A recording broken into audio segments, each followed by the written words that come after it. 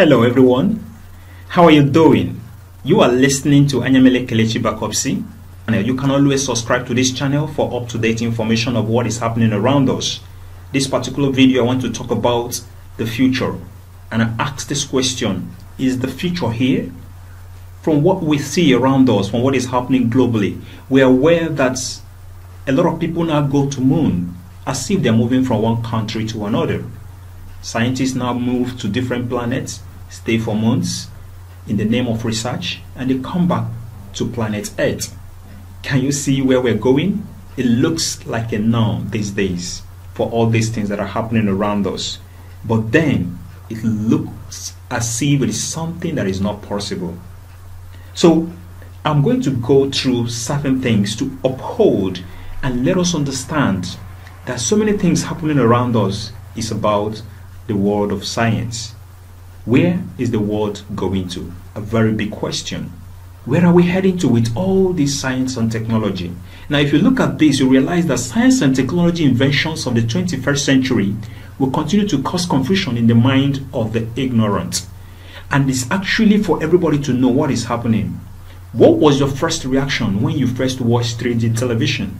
If you have ever watched 3D television with the 3D glasses, you will be amazed. If you were not, I was.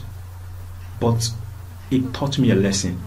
And the lesson is, this world is going somewhere. And over time, I can see these things revealing itself.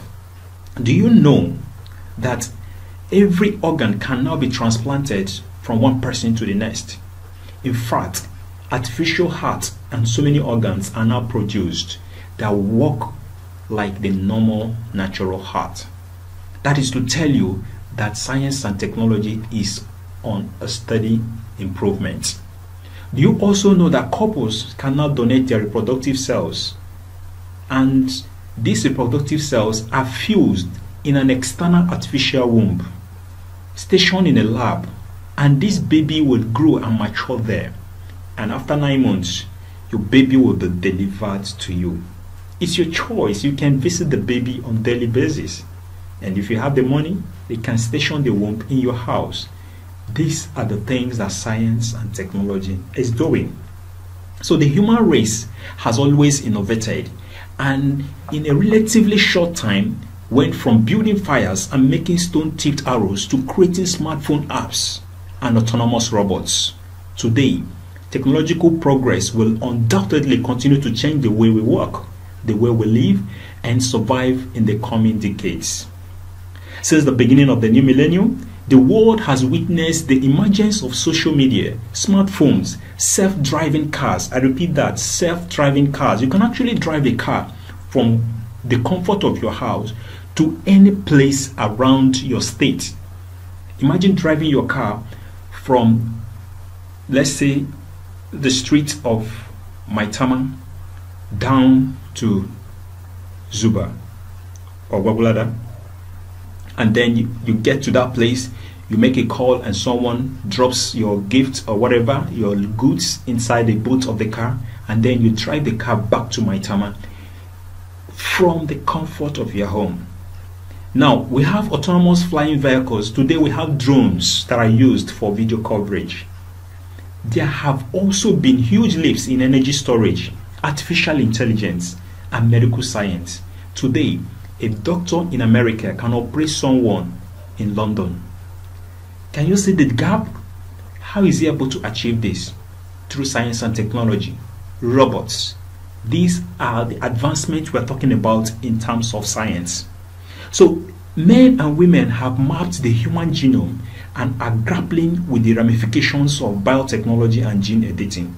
We are facing immense challenges in global warming and food security, among many other issues.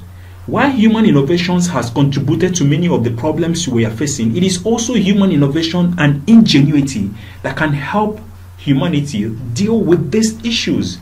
If you create a problem, you have to create a solution, and you take us further and take us to a world where things are made easy. Now, over time, I realized that we have what is called generational differences. Let's look at our great forefathers. They process sound. I call them past generation. How do I mean? They don't read, they don't write. But when you say something, they hear you and they respond. Hello, hi, good morning, good afternoon, good evening, how are you doing, how is your family, and all that. That is sound processing. Our present generation, you and I, we do what? We process words. We prefer to read things instead of looking at the sign or the sound. And that is why we are different from the past generation. But do you know that our own children, our kids, the upcoming youth, that is the today generation, they process pictures, they process signs. What I mean by sign is symbols. If you look at your phone, press the apps, any child close to you will be looking at those signs and not the words written under it. Like a play sign, like a pause sign, like a Google map. All those, they do what? They read the symbols and not the words under it. Now, what will now happen to future generation? What will they process? Imagination. They will process things that are just imagined, and these things will come to play. They will be realized. Where are we going to? Science and technology is good for us. And a lot of, this news of 5G coming into play and all that. Now, let me tell you, research has been in place for a long time.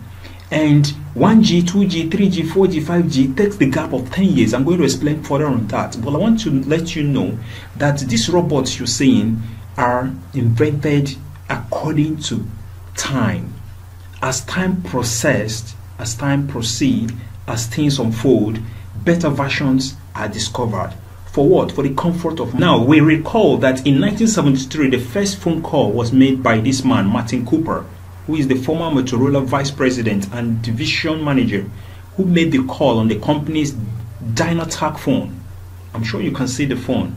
So you see where we started from. And that brings to mind the first time telephone was actually produced, talking about the landline, was in 1856. And we have already seen it now that in 1973, the first cell phone came on board. Let's not forget the laptop came out in 1975. And the television that we all watch today actually was born in 1920. Now, if you look at this, you realize that some of these generations we're arguing about today have a common pattern. 1G came out in the 1980s, and 10 years after that, the 2G came out. In the 1990s, after 10 years, the 3G came out in the 2000s. After another 10 years, the 4Gs came out in 2010s. After another 10 years, 2020s, we're not talking about the 5G. So what will happen when it comes to 10 years from now? Are we expecting a 6G by 2030s? That is for us to think about. Now, before we proceed, I want to show you something. In April 23rd, 1861, we patented printing press. In January 27, 1880, we patented electric lamp. When you go back, as at July 5th, 1887, we patented steam road vehicle. And the camera that we carry in tiniest forms these days was patented on the 4th of September, 1888. And let me also let you know that flying machine was patented in 1906. So technology is a core component of the human experience. We have been creating tools to help us tame the physical world since the early days of our species. Now look at the area of fire. The earliest use of fire goes back as far as 2 million years ago, while a widespread way to utilize this technology has been dated to about 125,000 years ago. Fire gave us warmth, protection, and led to the host of other key inventions and skills like cooking. But something will shock you. The ability to cook helped us to get the nutrients to support our expanding brains. What am I trying to say? It is because we cooked our food. That was how our brain developed faster. Now, I want you to understand that wheel that was invented was by Mesopotamians around 3500 BC. The paper that you and I used to write was invented about 100 BC in China. So paper has been an indispensable part of our life because we use it to write and also share ideas.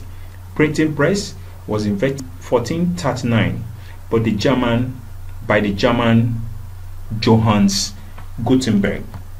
Now, when we talk about the telephone, which is an issue of today, he was the only one, I'm talking about Alexander Graham, that first patented for an electric telephone in 1876. Certainly, this instrument has revolutionized our ability to communicate. When we talk about vaccine, which is a controversial issue today, why sometimes controversial like we are having today, the practice of vaccination is responsible for eradicating diseases and expanding the human lifespan. The first vaccine for smallpox was developed by Edward Jenner.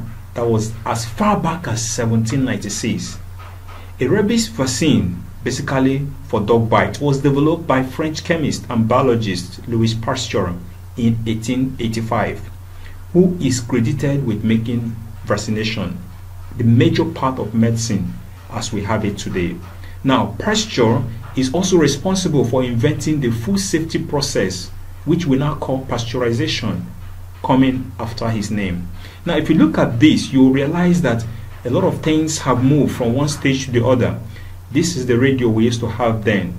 You can see Guglielmo Marconi on the radio. Then we'll talk about Ford. You know, the kind of Ford we have today, very expensive cars that run in millions of naira. But you can see how it all started with Ford assembly line. And then the first airplane that ever moved in air was by Wright brothers. This is the structure of it. Who would ever believe that today we have planes that are far better than this? So the question remains, is this the future we are waiting for, where we have a lot of machines, robots around us? The question is for you and I. And then we ask ourselves, will robots take care of us? Are robots going to think for us? I would like you to subscribe to this channel, like and share, and I would like to see you in the next video. Thank you.